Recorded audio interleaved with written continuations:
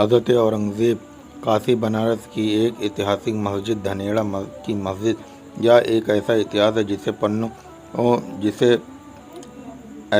जिसे पन्नों से हटा दिया गया है, लेकिन निष्पक्ष इंसान और हक परस्त लोगों के दिलों से चाहे वो किसी भी कौम का इंसान हो मिटाया नहीं जा सकता और क़यामत तक इंशाअल्लाह ताला मिटाया नहीं जा सकेगा। हज़रत औरंगज़ेब आलमगीर की हुकूमत में काशी बनारस में एक पंडित की लड़की थी जिसका नाम शकुंतला था। उस लड़की को एक सेनापति ने अपनी हवस का शिकार बनाना चाहा और उसके बाप से कहा कि तेरी बेटी को डोली में सजा कर मेरे महल पे 7 दिन में भेज देना। पंडित ने यह बात अपनी बेटी से कही। उनके पास कोई रास्ता नहीं था और पंडित से बेटी ने कहा कि 1 महीने का वक्त ले लो, वो कोई भी रास्ता निकल जाएगा। पंडित ने सेनापति से जाकर कहा कि मेरे पास इतने पैसे नहीं कि मैं 7 दिन में सजाकर लड़कियों को भेज सकूं, मुझे महीने का वक्त दो। सेनापति ने कहा ठीक है, महीने के बाद भेज देना। पंडित ने अपनी लड़की से जाकर कहा वक्त मिल गया है। अब लड़की ने मुग़ल शहज़ादे का लिबास पहना और अपनी सवारी को लेकर दिल्ली की तरफ निकल गई। कुछ दिनों के बाद दिल्ली पहुंची। वो दिन जुमे का दिन था और जुमे के दिन हज़रत औरंगज़ेब आलमगीर नमाज के बाद जब मस्जिद से बाहर निकलते तो लोग अपनी फरियाद एक चिट्ठी में लिखकर मस्जिद की सीढ़ियों के दोनों तरफ खड़े रहते और हज़रत औरंगज़ेब आलमगीर को वो चिट्ठियाँ उनके हाथ से लेते जाते और फिर कुछ दिनों में फ़ैसला इंसाफ फरमाते।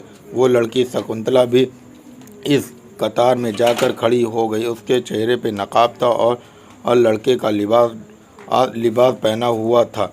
जब उसके हाथ में से चिट्ठी लेने की बारी आई तब हज़रत औरंगज़ेब आलमगीर ने अपने हाथ पर एक कपड़ा डालकर उसके हाथ से चिट्ठी ली। तब वो बोली, महाराज मेरे हाथ या नाइंसाफ़ी क्यों? सब लोगों से आपने सीधे तरीके से चिट्ठी ली और मेरे से हाथों पर कपड़ा रख कर। और हज़रत औरंगज़ेब आलमगीर ने फरमाया कि इस्लाम में गैर महरम पराई औरतों को हाथ लगाना भी हराम है और मैं जानता हूँ तू लड़का नहीं लड़की है। शकुंतला बादशाह के साथ कुछ दिन तक ठहरी और अपनी फरियाद सुनाई। बादशाह हज़रत औरंगज़ेब आलमगीर ने उससे कहा बेटी तू लौट जा, तेरी डोली सेनापति के महल पहुँचेगी अपने वक्त पर। शकुंतला सोच में पड़ गई कि यह क्या।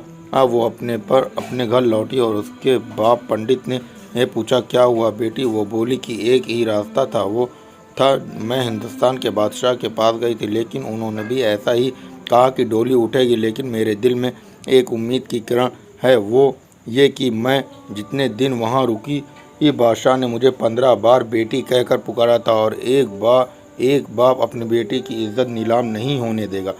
फिर वह दिन आया जिस दिन शकुंतला की डोली सज धज के सेनापति के महल पहुंची। सेनापति ने डोली देखकर अपनी अय्याशी की खुशी फ़कीरों को पैसे लुटाना शुरू किया। जब पैसे लुटा रहा था तब एक कंबल पोश फ़कीर जिसने अपने चेहरे पे कंबल ओढ़ रखी थी उसने कहा मैं ऐसा वैसा फ़कीर नहीं हूँ, मेरे हाथ में पैसे दो। उसने हाथ में पैसे दिए और उन्होंने अपने मुंह से कंबल हटा तो सेनापति देखकर हक्का बक्का रह गया, क्योंकि उस कंबल में कोई फ़कीर नहीं बल्कि हज़रत औरंगज़ेब आलमगीर खुद थे।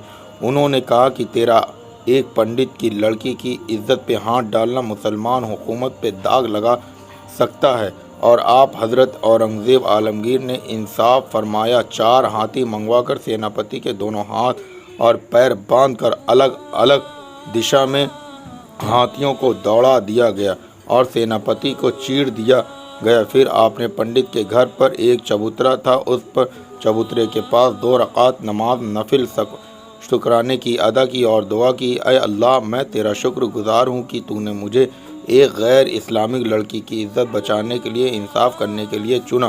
फिर हज़रत औरंगज़ेब आलमगीर ने कहा बेटी गिलास पानी लाना। लड़की पानी लेकर आई। तब आपने फरमाया कि जिस दिन दिल्ली में मैंने तेरी फरियाद सुनी थी उस दिन से मैंने कसम खाई थी कि जब तक तेरे साथ इंसाफ नहीं होगा पानी नहीं पीऊँगा। तब शकुंतला के बाप पंडित जी और काशी बनारस के दूसरे हिंदू भाइयों ने उस चबूतरे के पास एक मस्जिद तामीर की जिसका नाम धनेड़ा की मस्जिद रखा गया और पंडितों ने ऐलान किया कि ये बादशाह औरंगज़ेब आलमगीर के इंसाफ की खुशी में हमारी तरफ से इनाम है।